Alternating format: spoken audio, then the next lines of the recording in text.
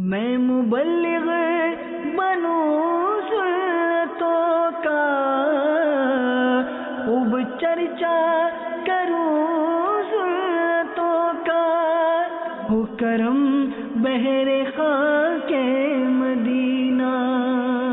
الحمدللہ رب العالمین والصلاة والسلام علی سید المرسلین، اما بعد فاعوذ باللہ من الشیطان الرجیم، بسم اللہ الرحمن الرحیم۔ الصلاة والسلام علیک یا رسول اللہ وعلی آلک واصحابک یا حبیب اللہ۔ الصلاة والسلام علیک یا نبی اللہ وعلی آلک واصحابک یا نور اللہ۔ مسجد میں موجود اسلامی بھائی اعتکاف کی نیت بھی فرما لیں۔ نویت سنت الاعتکاف۔ جب بھی مسجد میں داخل ہوں تو یاد آنے پر نفلی اعتکاف کی نیت فرما لیا کریں کہ جب تک مسجد میں رہیں گے نفلی اعتکاف کا ثواب حاصل ہوتا رہے گا، اور ضمناً مسجد میں کھانا پینا سونا بھی جائز ہو جائے گا۔ فرمان مصطفیٰ صلی اللہ تعالی علیہ وآلہ وسلم ہے، بخیل ہے وہ شخص جس کے سامنے میرا ذکر ہو پھر اس نے مجھ پر درود پاک نہ پڑھا۔ پڑھتا رہوں کثرت سے درود ان پہ صدا میں، پڑھتا رہوں کثرت سے درود ان پہ صدا میں، اور ذکر کا بھی شوق پئے خوف و رضا دے۔ صلو علی الحبیب صلی اللہ تعالی علی محمد وعلی آلہ وصحبہ وبارک وسلم۔ میٹھے میٹھے اسلامی بھائیوں، حصول ثواب کی خاطر بیان سننے سے پہلے اچھی نیتیں کر لیتے ہیں کہ فرمان مصطفیٰ صلی اللہ تعالی علیہ وآلہ وسلم ہے کہ مسلمان کی نیت اس کے عمل سے بہتر ہے۔ اس ضمن میں دو مدنی پھول ہیں، ایک یہ کہ بغیر اچھی نیت کے کسی بھی عمل خیر کا ثواب نہیں ملتا، اور دوم یہ کہ جتنی اچھی نیتیں زیادہ ہوں گی اتنا ہی ثواب بھی زیادہ ہوگا۔ چنانچہ آئیے اچھی نیتیں کیے لیتے ہیں۔ حسب حال نیتیں کیجیے گا۔ نگاہیں نیچی کیے خوب کان لگا کر بیان سنوں گا، ٹیک لگا کر بیٹھنے کی بجائے علم دین کی خاطر جہاں تک ہو سکا دو زانوں بیٹھوں گا، ضرورتاً سمٹ سرک کر دوسروں کے لیے جگہ کشادہ کروں گا، دھکا وغیرہ لگا تو صبر کروں گا، گھورنے جھڑکنے الجھنے سے بچوں گا۔ صلو علی الحبیب اذکروا اللہ توبوا الی اللہ وغیرہ سن کر ثواب کمانے اور صدا لگانے والوں کی دلجوئی کے لیے بلند آواز سے جواب دوں گا۔ بیان کے بعد خود آگے بڑھ کر سلام و مصافحہ اور انفرادی کوشش کروں گا۔ میں بھی اچھی نیتیں کیے لیتا ہوں کہ انشاءاللہ عز وجل اللہ کی رضا پانے اور ثواب کمانے کے لیے بیان کروں گا، حتی المقدور دیکھ کر بیان کروں گا۔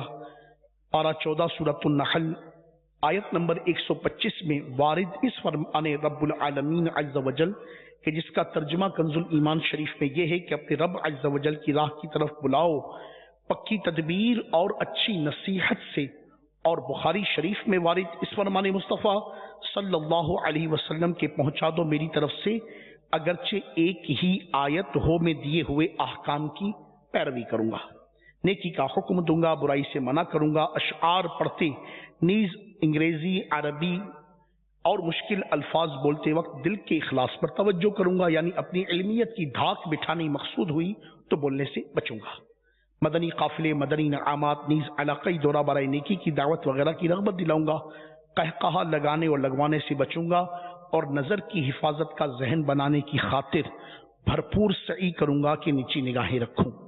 صلو علی الحبیب صلی اللہ تعالی علی محمد وعلی آلہ وصحبہ وبارک وسلم۔ توبوا الی اللہ استغفر اللہ۔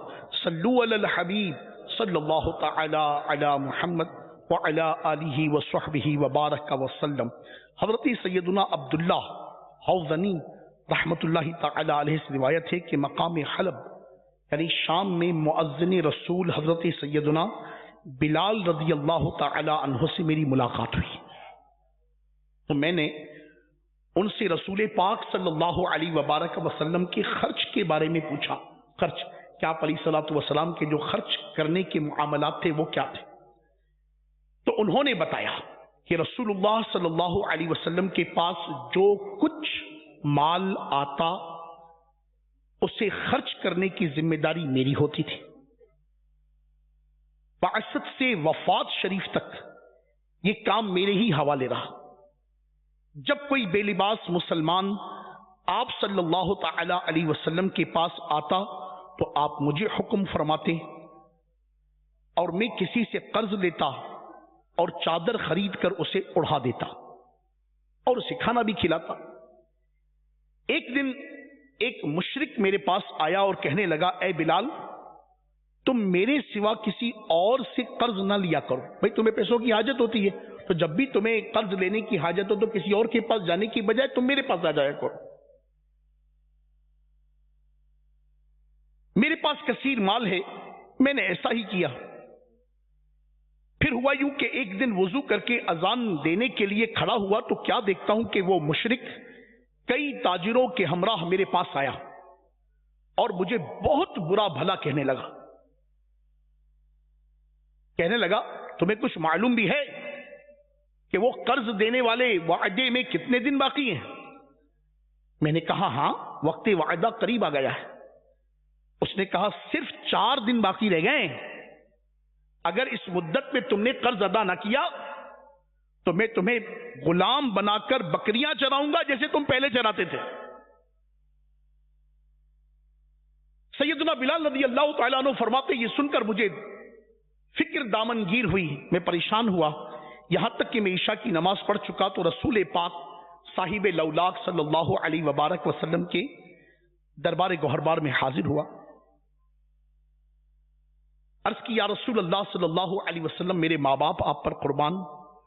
وہ مشرک جس سے میں قرض لیتا ہوں اس نے مجھے آج ایسے ایسے کہا ہے اور میں دیکھتا ہوں کہ بظاہر آپ کے پاس بھی اس وقت کچھ نہیں اور میرے پاس بھی کوئی ایسا مال نہیں کہ جس سے میں اس کا قرض ادا کر سکوں. آقا وہ مجھے پھر رسوا کرے گا. مجھے اجازت دیجئے کہ میں ان لوگوں کے پاس چلا جاؤں جو مسلمان ہو چکے ہیں یہاں تک کہ اللہ تبارک و تعالی آپ کو اتنا مال عطا فرمائے کہ جس سے میرا قرض ادا ہو جائے.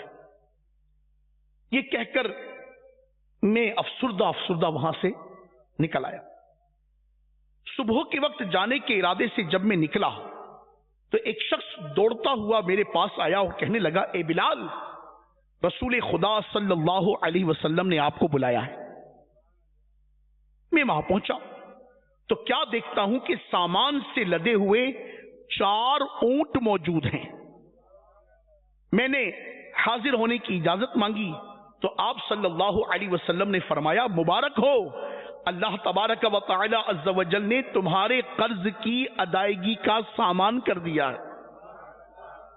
پھر فرمایا تم نے 4 اونٹ دیکھے؟ میں نے عرض کیا کہاں دیکھے. آپ نے فرمایا یہ اونٹ حاکم فدق نے بھیجے ہیں. یہ ان پر لدا ہوا غلہ اور کپڑے تم سب رکھ لو اور ان کے ذریعے اپنا قرض ادا کرو. میں نے حکم کی تعمیل کرتے ہوئے ایسا ہی کیا. پھر میں مسجد میں آیا اور رسول اللہ صلی اللہ علیہ وبارک وسلم کو سلام عرض کیا تو آپ نے پوچھا کہ اس مال سے تجھے کیا فائدہ حاصل ہوا؟ میں نے عرض کی اللہ تبارک و تعالی عز و جل کی رحمت سے وہ تمام قرض ادا کر دیا جو اس کے رسول پر تھا. آپ صلی اللہ علیہ وسلم نے فرمایا کہ اس مال میں سے کچھ بچا بھی ہے؟ میں نے عرض کی جی ہاں. آپ صلی اللہ علیہ وسلم نے فرمایا مجھے اس سے بھی سبک دوش یعنی بے تعلق کر دو. جب تک یہ کسی ٹھکانے نہ لگے گا میں گھر نہیں جاؤں گا. آپ صلی اللہ علیہ وآلہ وسلم نماز عشاء سے فارغ ہوئے تو مجھے پھر بلایا اور ارشاد فرمایا تم نے بقیہ مال کا کیا کیا؟ میں نے عرض کیا وہ میرے پاس ہے کوئی سائل نہیں ملا. نبی رحمت صلی اللہ علیہ وبارک وسلم رات کو مسجد ہی میں رہے. دوسرے روز نماز عشاء کی بعد پھر مجھے بلایا. میں نے عرض کیا یا رسول اللہ صلی اللہ علیہ وبارک وسلم مولا عز و جل نے آپ کو سبکدوش فرما دیا ہے، یہ سن کر آپ نے تکبیر کہی اور خدا کا شکر ادا کیا، چونکہ آپ صلی اللہ علیہ وسلم کو ڈر تھا کہ کہیں ایسا نہ ہو کہ موت آ جائے اور وہ مال میرے پاس ہو۔ اس کے بعد میں رسول خدا صلی اللہ علیہ وسلم کے پیچھے پیچھے چلنے لگا، یہاں تک کہ آپ صلی اللہ علیہ وسلم اپنے کاشانہ اطہر میں داخل ہو گئے۔ پیچھے پیچھے اسلامی بھائیوں ملاحظہ فرمایا آپ نے کہ ہمارے پیارے پیارے آقا مدینے والے مصطفیٰ صلی اللہ تعالی علیہ وآلہ وسلم کس قدر سخاوت فرمایا کرتے تھے کہ کوئی بھی چیز اپنے پاس رکھنا گوارا نہ فرماتے تھے، بلکہ جب تک لوگوں میں تقسیم نہ فرما دیتے اس وقت تک مطمئن نہ ہوتے تھے۔ خود کسی چیز کی حاجت ہونے کے باوجود بھی غریبوں اور محتاجوں پر صدقہ کر دیا کرتے تھے اور سائل کو اس قدر نوازتے کہ اسے دوبارہ مانگنے کی حاجت پیش نہ آتی۔ مگر افسوس، صد افسوس، ہماری حالت یہ ہے کہ دنیا کی محبت دل سے کم ہونے کا نام ہی نہیں لیتی اور ہر وقت دنیا کی نعمتیں اور آسائشیں بڑھانے ہی کی دھن سوار ہے۔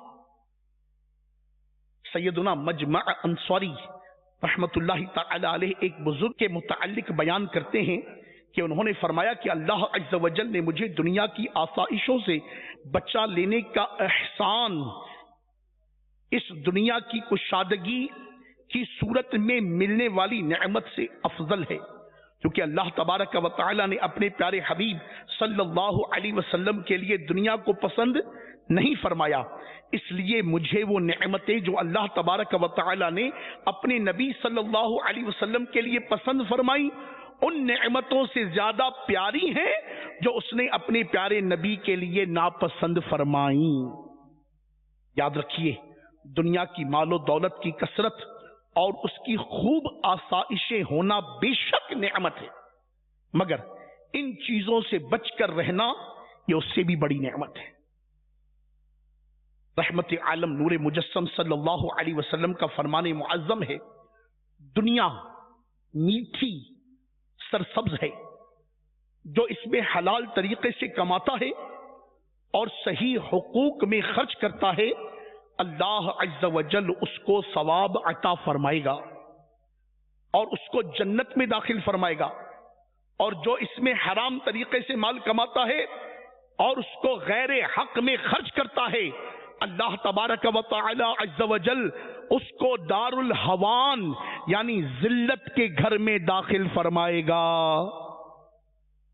حضرت علامہ عبد الرؤف مناوی علیہ رحمت اللہ الہادی اس حدیث پاک کے تحت فیض القدیر میں تحریر فرماتے ہیں، معلوم ہوا کہ دنیا فی نفس ہی یعنی در اصل مذموم نہیں ہے، چونکہ یہ آخرت کی کھیتی ہے، اس لیے جو شخص شریعت کی اجازت سے دنیا کی کوئی چیز حاصل کرے تو یہ چیز آخرت میں اس کی مدد کرتی ہے۔ ہمیں بھی چاہیے کہ ضرورت سے زیادہ دنیا کے پیچھے بھاگنے اور حرام ذرائع اختیار کر کے مال و دولت جمع کرنے کی بجائے رزق حلال کمانے کا ذہن بنائیں اور حسب استطاعت صدقہ و خیرات کی بھی ترکیب بناتے رہیں، اپنے رشتہ داروں، پڑوسیوں اور دیگر غریبوں کی مالی مدد بھی کرتے رہیں۔ حقیقت یہ ہے کہ جو کسی کی مدد کرتا ہے اللہ تبارک و تعالی بھی اس کی مدد فرماتا ہے، اور راہ خدا عز و جل میں دینے سے مال بڑھتا ہے، گھٹتا نہیں ہے۔ صدقے کے فضائل و برکات سے مالا مال فرمان مصطفیٰ صلی اللہ تعالی علیہ وآلہ وسلم ہے، صدقہ مال میں کمی نہیں کرتا اور اللہ تبارک و تعالی معاف کرنے کی وجہ سے بندے کی عزت ہی بڑھاتا ہے، اور جو اللہ عز و جل کی رضا کی خاطر انکساری کرتا ہے تو اللہ تبارک و تعالی اسے بلندی عطا فرماتا ہے۔ ہمارے پیارے پیارے آقا صلی اللہ علیہ وسلم کی شان بے نیازی تھی کہ در اقدس میں مال رکھنا بھی گوارا نہ فرماتے بلکہ فوراً اسے صدقہ فرما دیا کرتے تھے۔ چنانچہ ایک روز نماز عصر کا سلام پھیرتے ہی آپ صلی اللہ علیہ وسلم دولت خانے میں تشریف لے گئے، پھر جلدی سے باہر آ گئے۔ صحابہ اکرام علیہ رضوان کو بڑا تعجب ہوا۔ آپ نے فرمایا مجھے نماز میں خیال آیا کہ صدقے کا کچھ سونا گھر میں پڑا ہے، صدقے کا کچھ سونا گھر میں پڑا ہے، مجھے یہ پسند نہ آیا کہ رات ہو جائے اور وہ گھر میں پڑا رہے، اس لیے جا کر اسے تقسیم کرنے کا کہہ آیا۔ سبحان اللہ۔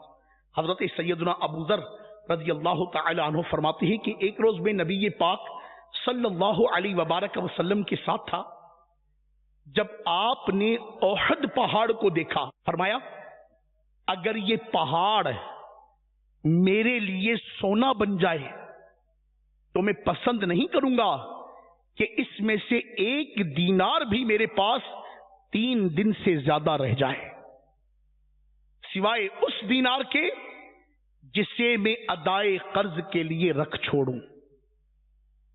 شہنشاہ نبوت قاسم نعمت صلی اللہ تعالی علیہ وسلم کی شان سخاوت بیان کرتے ہوئے حضرت سیدنا عبداللہ بن عباس رضی اللہ تعالی عنہما فرماتے ہیں رسول اللہ صلی اللہ علیہ وبارک وسلم لوگوں میں سب سے بڑھ کر سخی ہیں، اور سخاوت کا دریا سب سے زیادہ اس وقت جوش پر ہوتا جب رمضان میں آپ صلی اللہ تعالی علیہ وسلم سے جبریل امین علیہ الصلوۃ والسلام ملاقات کے لیے حاضر ہوتے۔ جبرائیل امین علیہ الصلوۃ والسلام رمضان المبارک کی ہر رات میں حاضر ہوتے اور رسول کریم رؤوف رحیم صلی اللہ تعالی علیہ وآلہ وسلم ان کے ساتھ قرآن مجید کا دور فرماتے۔ بس رسول اللہ صلی اللہ علیہ وبارک وسلم تیز چلنے والی ہوا سے بھی زیادہ خیر کے معاملے میں سخاوت فرماتے۔ سیدنا جابر بن عبداللہ رضی اللہ تعالیٰ عنہ فرماتے ہیں کہ رسول پاک صلی اللہ علیہ وبارک وسلم نے کبھی کسی سائل کو جواب میں لا یعنی نہیں کا لفظ نہیں فرمایا۔ ایک بار آپ صلی اللہ علیہ وسلم کے دربار گوہربار میں 70,000 درہم پیش کیے گئے، تو آپ صلی اللہ علیہ وسلم نے وہ درہم ایک چٹائی پر رکھے اور پاس کھڑے ہو کر تقسیم فرمانے لگے۔ کسی سائل کو خالی نہ لوٹایا حتیٰ کہ اس سے فارغ ہو گئے۔ فرمان مصطفیٰ صلی اللہ تعالی علیہ وسلم کے جو شخص حرام مال کماتا ہے اور پھر صدقہ کرتا ہے اس سے قبول نہیں کیا جاتا، اور اس سے خرچ کرے گا تو اس کے لیے اس میں برکت نہ ہوگی، اور اسے اپنے پیچھے چھوڑے گا تو یہ اس کے لیے دوزخ کا زاد راہ ہوگا۔ لہذا ہمیں بھی چاہیے کہ جائز طریقے سے مال کمائیں اور اپنی ضرورت کے علاوہ جو بچتا نظر آئے اسے فضولیات میں برباد کرنے کی بجائے اپنے محتاج اور غریب مسلمان بھائیوں کی مالی مدد کریں۔ مساجد، مدارس اور نیکی کے کاموں میں ترقی کے لیے زیادہ سے زیادہ اپنا مال خرچ کریں تو انشاءاللہ عز و جل اس سے ڈھیروں برکتیں نصیب ہوں گی۔ چنانچہ پارہ 3 سورۃ البقرہ کی آیت نمبر 274 میں ارشاد رب العالمین عز و جل ہے، جس کا ترجمہ کنز الایمان شریف میں کچھ یوں ہے، وہ جو اپنے مال خیرات کرتے ہیں رات میں اور دن میں، چھپے اور ظاہر، ان کے لیے ان کا نیک ہے، ان کے رب کے پاس ان کو نہ کچھ اندیشہ ہو نہ کچھ غم۔ میٹھے میٹھے اسلامی بھائیو، اللہ عز و جل کی راہ میں مال خرچ کریں گے تو وہ مالک و مولا عز و جل جو زمین و آسمان اور سارے جہان کا خالق و مالک ہے، وہ کریم و جواد رب عز و جل کرم فرمائے گا اور ہمارے مال کو بڑھائے گا۔ کتنے ہی خوش نصیب مسلمان ایسے ہیں جو اپنے مال کے حقوق واجبہ ادا کرتے ہیں، خوش دلی سے بر وقت زکوٰۃ ادا کرتے ہیں، اپنے ماں باپ، بہن بھائی اور اولاد پر خرچ کرتے ہیں، اپنے عزیز و اقربا پر خرچ کرتے ہیں، اللہ نہ کرے اس میں سے کسی کا وصال ہو جائے تو ان کی موت پر ان کے ایصال ثواب کے لیے دینی کاموں میں بڑھ چڑھ کر حصہ لیتے ہیں۔ سعادت مند ایسے بھی ہیں کہ ان کے ایصال ثواب کے لیے دعوت اسلامی کے مدنی کاموں میں اپنے مال کو خرچ کرتے ہیں۔ سرکار صلی اللہ علیہ وسلم کا میلاد مناتے، نیز نیک نیتی سے شفا خانے بنواتے، حقوق عامہ کا لحاظ رکھتے ہوئے اخلاص کے ساتھ قرآن خوانی اور اجتماعی ذکر و نعت اور سنتوں بھرے اجتماعات کے انعقاد پر خرچ کرتے ہیں، مساجد و مدارس کی تعمیر میں حصہ لیتے ہیں، درس و تدریس اور درس نظامی یعنی عالم کورس میں معاونت کرتے ہیں۔ مثلا مدرسین کے مشاعرے یعنی ان کی سیلری، طلباء کی کتابیں، طعام و قیام کے اخراجات وغیرہ، قرآن کریم حفظ و ناظرہ کی تعلیم میں مدد کرتے ہیں، مسجد کے انتظامی اخراجات مثلا بجلی اور سوئیگیس وغیرہ کے بل وغیرہ کی ادائیگی کرتے ہیں یا اس میں حصہ لیتے ہیں، دین اسلام کی ترویج و اشاعت، سنتوں کے احیاء، نیکی کی دعوت کو عام کرنے کے لیے خرچ کرتے ہیں۔ مثلا مدنی قافلوں میں سفر کرنے والے غریب اسلامی بھائیوں کو زیادہ راہ دے کر، سنتوں بھرا درس دینے کی آرزو رکھنے والے غریب اسلامی بھائیوں کو فیضان سنت دلا کر اپنی مارکیٹ، دکان، مسجد، محلے، دفتر، کالج وغیرہ میں شیخ طریقت امیر علیہ سنت دامت برکاتہ العالیہ کے اصلاحی رسائل یا بیانات کی کیسٹیں، آڈیو ویڈیو وغیرہ تقسیم کر کے اپنی رقم راہ خدا عز و جل میں خرچ کرتے ہیں، تو اللہ تبارک و تعالی اس کے مال کو بڑھائے گا اور اس کا ثواب 700 گنا تک بڑھائے گا۔ اور اسی پر بس نہیں بلکہ ارشاد فرمایا گیا واللہ یضاعف لمن یشاء، یعنی ترجمہ کنز الایمان، اور اللہ اس سے بھی زیادہ بڑھائے جس کے لیے چاہے۔ قربان جائیے، کتنے سعادت مند ہیں وہ اسلامی بھائی جو اللہ تبارک و تعالی عز و جل کی راہ میں خرچ کرنے والے ہیں اور رسول پاک صاحب لولاک صلی اللہ علیہ وبارک وسلم کی اس مبارک ادا کو ادا کرتے ہیں۔ آئیے میں آپ کی خدمت میں مزید حضور پاک صلی اللہ علیہ وسلم کی سخاوت کی واقعات عرض کروں۔ چنانچہ غزوہ حنین میں نبی پاک علیہ الصلوۃ والسلام نے اس قدر کثرت سے سخاوت فرمائی جس کا اندازہ نہیں لگایا جا سکتا۔ آپ صلی اللہ علیہ وسلم نے اعراب یعنی دیہات میں رہنے والوں میں بہت سو کو 100 اونٹ عطا فرما دیے۔ حضرت صفوان بن امیہ رضی اللہ تعالی عنہ نے اسلام لانے سے پہلے غزوہ حنین کے موقع پر بکریوں کا سوال کیا جن سے 2 پہاڑوں کے درمیان جنگل بھرا ہوا تھا۔ آپ صلی اللہ علیہ وسلم نے وہ سب ان کو عطا فرما دی۔ کتنی بکریاں کہ 2 پہاڑوں کے درمیان جو وادی ہوتی ہے نا، اب کتنی ہوگی؟ آپ سمجھتے کتنی وادی ہوگی، کتنی بکریاں ہوں گی؟ مگر قربان جاؤں آقا کی عطا کی، آقا کی سخا کے میرے مولا نے سب عطا فرما دیے۔ انہوں نے اپنی قوم میں جا کر کہا اے میری قوم تم اسلام لے آؤ۔ اللہ تبارک و تعالی کی قسم، محمد صلی اللہ علیہ وسلم ایسی سخاوت فرماتے ہیں کہ فقر یعنی محتاجی کا خوف نہیں رہتا۔ سیدنا سعید بن مسیب رضی اللہ تعالی عنہ روایت کرتے ہیں کہ حضرت صفوان بن امیہ رضی اللہ تعالی عنہ نے کہا رسول اللہ صلی اللہ علیہ وسلم حنین کے دن مجھے مال عطا فرمانے لگے، حالانکہ آپ میری نظر میں مبغوض ترین تھے، یعنی میرے دل میں ایمان نہ لایا تھا اور نبی پاک علیہ الصلوۃ والسلام کی ذات مبارکہ سے متعلق میرے دل میں جگہ نہ تھی۔ بس آپ صلی اللہ علیہ وسلم مجھے عطا فرماتے رہے یہاں تک کہ میری نظر میں محبوب ترین ہو گئے۔ سبحان اللہ۔ علماء کرام فرماتے ہیں کہ حضور پر نور صلی اللہ علیہ وسلم کی اس ایک دن کی عطا یعنی غزوہ حنین کے موقع پر جو آپ علیہ الصلوۃ والسلام نے سخاوت فرمائی ہے، ارشاد ہوا کہ حضور اکرم صلی اللہ علیہ وبارک وسلم کی اس ایک دن عطا سخی بادشاہوں کی عمر بھر کی سخاوت اور بخشش سے زائد تھی۔ جنگل بکریوں سے بھرے ہوئے تھے اور حضور پر نور صلی اللہ علیہ وسلم عطا فرما رہے تھے، مانگنے والوں کے ہجوم کرتے چلے آ رہے تھے، اور حضور علیہ الصلوۃ والسلام عطا فرماتے جا رہے ہیں۔ اللہ اللہ، یہاں تک کہ جب سب اموال تقسیم ہو گئے، ایک اعرابی یعنی عرب کے دیہات میں رہنے والا شخص، اس اعرابی نے کیا کیا کہ ردائے مبارکہ، چادر مبارک بدن اقدس سے کھینچ لی،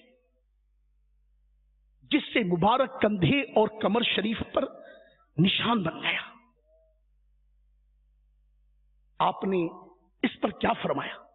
بس اتنا فرمایا، اے لوگو جلدی نہ کرو، واللہ تم مجھے کسی وقت بخیل نہ پاؤ گے۔ سبحان اللہ سبحان اللہ، قربان جائیے میرے آقا کی سخاوت کی۔ اسی طرح حضرت سیدنا سہل بن سعد رضی اللہ تعالی عنہ بیان کرتے ہیں کہ ایک عورت پیارے آقا صلی اللہ علیہ وسلم کی جناب میں ایک چادر لے کر حاضر ہوئی۔ اس نے عرض کیا، یا رسول اللہ صلی اللہ علیہ وسلم، یہ میں نے اپنے ہاتھ سے بنی ہے، میں آپ کے لیے پہننے کے واسطے لائی ہوں۔ آپ علیہ الصلوۃ والسلام کو ظاہراً اس کی ضرورت بھی تھی، اس لیے آپ نے وہ چادر لے لی۔ پھر آپ صلی اللہ علیہ وسلم ہماری طرف نکلے، یعنی سہل بن سعید کہتے پھر آقا ہمارے پاس تشریف لائے، اور اسی چادر کو بطور تہبند باندھے ہوئے تھے۔ ایک صحابی رضی اللہ تعالی عنہ نے دیکھ کر عرض کی، کیا اچھی چادر ہے، یا مجھے عطا فرما دی۔ آپ صلی اللہ علیہ وسلم نے فرمایا، ہاں۔ کچھ دیر کے بعد آپ مجلس سے اٹھ گئے، پھر واپس تشریف لائے اور وہ چادر لپیٹ کر اس صحابی کو عطا فرما دی۔ صحابہ کرام علیہ رضوان نے اس سے کہا، تم نے اچھا نہیں کیا، حالانکہ تمہیں معلوم ہے کہ نبی پاک صلی اللہ علیہ وسلم کسی سائل کا سوال رد نہیں فرماتے۔ وہ صحابی عرض کرنے لگے، میرے بھائیو، اللہ کی قسم میں خوب جانتا ہوں، میں نے صرف اس لیے سوال کیا کہ جس دن میں مر جاؤں یہ چادر بطور تبرک میرا کفن بنے۔ اور پھر کیا ہوا؟ سیدنا سہل بن سعد رضی اللہ تعالی عنہ فرماتے ہیں کہ ایک وقت وہ بھی آیا، واقعی اس شخص کا انتقال ہوا اور وہ چادر اس کا کفن بنی۔ مالک کونین ہیں دو باس کچھ رکھتے نہیں، مالک کونین ہیں دو باس کچھ رکھتے نہیں، دو جہاں کی نعمتیں ہیں ان کے خالی ہاتھ۔ صلو علی الحبیب صلی اللہ تعالی علی محمد وعلی آلہ وصحبہ وبارک وسلم۔ میٹھے میٹھے اسلامی بھائیوں، اگر ہم بھی سخاوت کی عادت اپنانا چاہتے ہیں، اپنانا چاہیے نہیں چاہیے؟ چاہیے نا؟ تو آئیے چند مدنی پھول پیش کرتا ہوں۔ ایک، سخاوت کے فضائل اور بخل کی مذمت کے متعلق احادیث کریمہ نیز صحابہ کرام علیہم رضوان اور بزرگان دین رحمہم اللہ السلام کے واقعات کا مطالعہ کریں۔ سخاوت کا ذہن چاہتے ہیں تو کیا کرنا چاہیے؟ اپنے اکابرین کے واقعات، ان کی سیرت، ان کی ہسٹری، اس کا ہم مطالعہ کریں۔ انشاءاللہ عز و جل اس کی برکت سے بخل کی عادت چھوٹ جائے گی اور سخاوت کا ذہن بنے گا۔ کریں گے ایسا انشاءاللہ؟ جس کی نیت بنتی ہو وہ کہے انشاءاللہ۔ دوسرا، مال کی محبت نکال دیجئے، اپنے دل سے مال و دولت کی محبت کو نکال دیجئے، کیونکہ جب تک مال و دولت کی محبت دل میں رہے گی اللہ عز و جل کی راہ میں دینے کا دل نہیں چاہے گا۔ سیدنا حسن بصری رحمت اللہ تعالی علیہ فرماتے ہیں، خدا عز و جل کی قسم، جو درہم یعنی دولت کی عزت کرتا ہے اللہ عز و جل اسے ذلت دیتا ہے۔ اور جب سنبھال کے رکھتے ہیں، اور ایک گراوے ہو، ایک پرس گراوے ہو بنجو، حالت کیسی ہوتی ہے؟ خدا نہ خواستہ گر جاوے تو ہوائیاں اڑ جاتی ہیں۔ جو درہم کی عزت کرتا ہے اللہ عز و جل اسے ذلت دیتا ہے۔ منقول ہے کہ سب سے پہلے درہم و دینار بنے تو شیطان نے ان کو اٹھا کر اپنی پیشانی پر رکھا، پھر ان کو چوما اور بولا، جس نے ان سے محبت کی وہ میرا غلام ہے۔ غور کر لیجیے، ویئر وی آر، ہم کہاں کھڑے ہیں؟ اللہ ہم سب کو توفیق عطا کرے کہ مال کی محبت واقعی دل سے نکل جائے. میرے آقا شیخ کامل شیخ طریقت امیر اہل سنت دامت برکاتہ العالیہ فرماتے ہیں نا، جاہو جلال دو نہیں مالو منال، سوزے بلال بس میری جھولی میں ڈال. کاش واقعی یہ جو امیر اہل سنت دامت برکاتہ العالیہ، ہماری کیفیت بھی ایسی ہے. مسلمانوں کی خیرخواہی کیجئے، اپنے دل میں مسلمان بھائی کی خیرخواہی کا جذبہ پیدا کیجئے. مثلا اپنے دوست و احباب، رشتہ داروں یا پڑوسیوں کی خیریت دریافت کرتے رہیے، ان کے دکھ درد میں شریک ہو کر حسب استطاعت ان کی حاجتوں کو پورا کیجئے. کہ فرمان مصطفیٰ صلی اللہ علیہ وسلم ہے، جو کسی مسلمان کی ایک دنیاوی پریشانی دور کرے گا، اللہ عز و جل قیامت کی پریشانیوں میں سے اس کی ایک پریشانی دور فرمائے گا. اور جو تنگ دست کے لیے دنیا میں آسانی مہیا کرے گا، اللہ عز و جل دنیا اور آخرت میں اس کے لیے آسانیاں پیدا فرمائے گا. اور جو دنیا میں کسی مسلمان کی پردہ پوشی کرے گا، اللہ عز و جل دنیا اور آخرت میں اس کی پردہ پوشی فرمائے گا. اور بندہ جب تک اپنے مسلمان بھائی کی مدد کرتا رہتا ہے، اللہ تبارک و تعالی بھی اس کی مدد فرماتا رہتا ہے. ہم غور کریں، ہمارا سگا بھائی، ہماری سگی بہن، ہمارے چچا، ہمارے ماموں، ہماری فیملی میں، ہمارے آس پڑوس میں کتنے ہی لوگ ایسے ہوتے ہوں گے. اب ہم صاحب ثروت ہو گئے، مالدار ہو گئے، پیسے والے ہو گئے، کاروبار والے ہو گئے، بزنس چل پڑا، اب لفٹ ہی نہیں. کوئی غریب رشتہ دار ملنے کے لیے آ جانا، کیسے آنا ہوا، خیریت تو تھی، بتا کے آنا چاہیے تھا نا. ایسی خوش مزاجی بھی کیا ہے. اللہ نہ کرے، اللہ نہ کرے یہ وقت ہم پر آئے، وہ آپ کے عزیزوں میں کسی کی بیٹی کی شادی ہے، وہ بیچارہ پریشان ہے. کبھی آپ نے احوال پوچھے اس سے، اس کے دل پر کیا بیتتی ہے کہ جب کسی کے جگر کا ٹکڑا اس سبب سے گھر میں بیٹھا رہے کہ اس سے رخصت کرنے کی صورت نہ ہو، اور ہم اپنا مال تجوریوں میں بھر بھر کے رکھیں، بینک بیلنس بڑھا بڑھا کے رکھیں، لاکر بنا بنا کے رکھیں، سونے کی اینٹیں خرید خرید کر رکھیں، مگر اس غریب کا، اس عزیز کا، اس محبوب ترین کا، اس بہنا کا، اس بھیا کا لحاظ نہ برتے کہ جنہوں نے ہمارے بچپن اور لڑکپن میں ہماری مدد کی تھی. اللہ اللہ، عزیز و اقربا، دوست احباب یا رشتہ داروں میں کبھی ان کی طرف ہماری توجہ ہی نہ ہو کہ جن کا پہلا حق ہے. معاشرے میں بڑی عزت ہے، بڑا ناموس ہے، بڑا فیم ہے، لوگ بڑی رسپیکٹ کرتے ہیں، مگر یاد رکھیے گا اگر ان کے حقوق کو ادا نہ کیا، جن کے حقوق ادا کرنا شریعت مطہرہ نے ہم پر واجب کیے، شریعت مطہرہ نے ہم پر لازم کیے، ہم ان کے حقوق کی ادائیگی کے مکلف ہیں، مگر اس کی طرف توجہ نہیں کرتے، تو دیکھ لیجئے ابھی میں نے عرض کیا، مال کی محبت ذلت لاتی ہے، ذلت. اللہ تبارک و تعالی ہمارے حال پر رحم کرے. دل سے بغض و کینہ نکال دیجئے. اپنے دل میں کسی مسلمان کے لیے بغض و کینہ ہو تو اسے بھی نکال دیجئے، کیونکہ جب دل میں کسی کی نفرت ہوگی تو اس پر خرچ کرنے یا کسی بھی طرح کی ہمدردی کرنے پر دل راضی نہیں ہوگا. لہذا بغض و کینہ دور کرنے اور آپس میں محبت پیدا کرنے کے لیے سلام و مصافحہ کرنا بھی مفید ہے. حدیث پاک میں ہے کہ مصافحہ کیا کرو، کینہ دور ہوگا، اور تحفہ دیا کرو، محبت بڑھے گی اور بغض دور ہوگا. میٹھے میٹھے اسلامی بھائیوں، اگر آپ صدقہ و خیرات کا ذہن بنانا چاہتے ہیں تو دعوت اسلامی کے مدنی ماحول سے وابستہ ہو جائیے. انشاءاللہ عز و جل اس کی برکت سے بخل کی بیماری کے ساتھ ساتھ دیگر برائیوں سے بھی چھٹکارا نصیب ہوگا اور نیک بننے کا جذبہ نصیب ہوگا. مال کی آفات اور اللہ عز و جل کی راہ میں خرچ کرنے کے حوالے سے بہت ذہن بنے گا. اور اس کے متعلق مزید معلومات کے لیے دعوت اسلامی کے اشاعتی ادارے مکتبۃ المدینہ کی مطبوعہ 415 صفحات پر مشتمل کتاب بنام ضیاء صدقات کا مطالعہ بھی بے حد مفید ہے.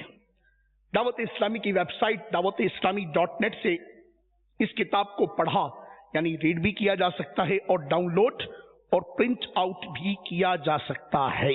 ہمیں بھی چاہیے کہ ہم بھی اپنے پیارے پیارے آقا دو عالم کے داتا صلی اللہ علیہ وسلم کی سنت پر عمل کرتے ہوئے خوب صدقہ و خیرات کرنے کی عادت بنائیں۔ اللہ عز و جل ہمیں اپنے صدقات و مدنی عطیات دیگر نیک کاموں میں خرچ کرنے کے ساتھ ساتھ دعوت اسلامی کے جملہ مدنی کاموں اور ہر نیک اور جائز کام میں خرچ کرنے کی بھی توفیق عطا فرمائے۔ اور آپ سب کے علم میں ہوگا ہی کہ الحمدللہ رب العالمین دعوت اسلامی کا ایک اہم ترین شعبہ مدرسۃ المدینہ، جو کہ الحمدللہ رب العالمین نہ صرف کراچی تا خیبر بلکہ پاکستان سے باہر دنیا کے کئی ممالک میں بھی الحمدللہ رب العالمین اس کی شاخیں قائم ہیں، اور کم و بیش 2400 کے لگ بھگ یہ مدارس المدینہ الحمدللہ رب العالمین اور پاکستان اور بیرون ملک میں قائم ہیں، جس میں پڑھنے والے مدنی منوں کی تعداد مدنی منیوں کی تعداد کم و بیش 1,14,000 کے لگ بھگ ہے۔ 2400 مدارس اور 1,14,000 مدنی منوں اور مدنی منیاں جس ادارے میں پڑھ رہے ہیں، اس کی عظمت، اس کی شان و شوکت آپ اسلامی بھائیوں کے ذہن میں کیا ہوگی یا آپ خوب سمجھ سکتے ہیں۔ قال اللہ اور قال رسول اللہ کی مبارک صدا بلند ہوتی ہے، الحمد سے لے کر والناس کی صدا بلند ہوتی ہے، سبحان اللہ ماشاء اللہ کی صدا بلند ہوتی ہے۔ ان مدنی منوں کی تعلیم و تربیت کا جو اہتمام مدارس المدینہ میں ہو رہا ہے، وہ ایک چھوٹے سے ننھے مننے مدنی مننے کی نیکی کی دعوت سے، کفر سے اسلام کی طرف آنے والی عورت سے لے کر مدرسۃ المدینہ میں دی جانے والی تربیت کے نتیجے میں نہ جانے کتنے کافروں کو اسلام کی، فاسقوں کو تقوی کی، غافلوں کو بیداری کی، جاہلوں کو علم و معرفت کی، سونے والوں کو جاگنے کی، خشک مزاجوں کو لذت عشق کی دعوت پہنچی ہے۔ کرنے والوں نے الحمدللہ رب العالمین بڑی سعی کی ہے، اور اللہ تبارک و تعالی شیخ کامل شیخ طریقت دامت برکاتہ العالیہ کے درجے بلند فرمائے کہ جنہوں نے ثم الحمدللہ ایسی عظیم و شان تحریک عطا فرما کر اور پھر ان شعبوں کا قیام عمل میں لا کر، جس میں مدرسۃ المدینہ ہے، جامعۃ المدینہ ہے، دار المدینہ ہے، المدینۃ العلمیہ ہے، دار الافتاء اہل سنت ہے، دنیا بھر میں کمپیوٹر کے ذریعے سے، دنیا بھر میں آئی ٹی کے ذریعے سے مدنی کاموں کی دھوم مچانے کے لیے پورا آئی ٹی ڈپارٹمنٹ ہے، مدنی چینل کے ذریعے سے دنیا بھر کے الیکٹرانک میڈیا میں دھوم مچانے کی صورتیں ہیں، اور اللہ تبارک و تعالیٰ کی رحمت سے پرنٹ میڈیا کے ذریعے مکتبۃ المدینہ دنیا بھر میں کتابوں کی ترویج و اشاعت کے لیے کس طرف کوشاں ہے، کس قدر کوشاں ہے، یہ بھی آپ خوب جانتے ہیں۔ دعوت اسلامی کی خدمات کسی سے چھپی نہیں، دعوت اسلامی ایک کھلی کتاب ہے۔ الحمدللہ رب العالمین دعوت اسلامی جس انداز سے روز افزوں ترقی کر رہی ہے، اس کا ہر قدم جس طرح ترقی کی منزلیں طے کر رہا ہے، یہ بھی آپ خوب جانتے ہیں۔ فقط اس مدرسۃ المدینہ کے جو سالانہ اخراجات ہیں، فقط ایک شعبے ایک ڈپارٹمنٹ کے ہمارے سالانہ اخراجات جو ہیں وہ کم و بیش 76 کروڑ روپے کے ہیں۔ کتنے کے جی؟ 76 کروڑ روپے، قریب از 1 ارب پاکستان کے، اور اگر پاکستان کے باہر کے ممالک کے بھی اخراجات اس میں جمع کیے جائیں تو ان کی جو کیفیت ہے وہ کم و بیش 92 کروڑ بنتی، اور انڈر اسٹوڈے کہ یہ آسان نہیں ہے۔ الحمدللہ رب العالمین آپ اسلامی بھائیوں کے تعاون سے ہی یہ مدارس، یہ جامعات، یہ نظام، یہ کام چل رہا ہے۔ جزاک اللہ خیرا و احسن الجزا۔ صلو علی الحبیب۔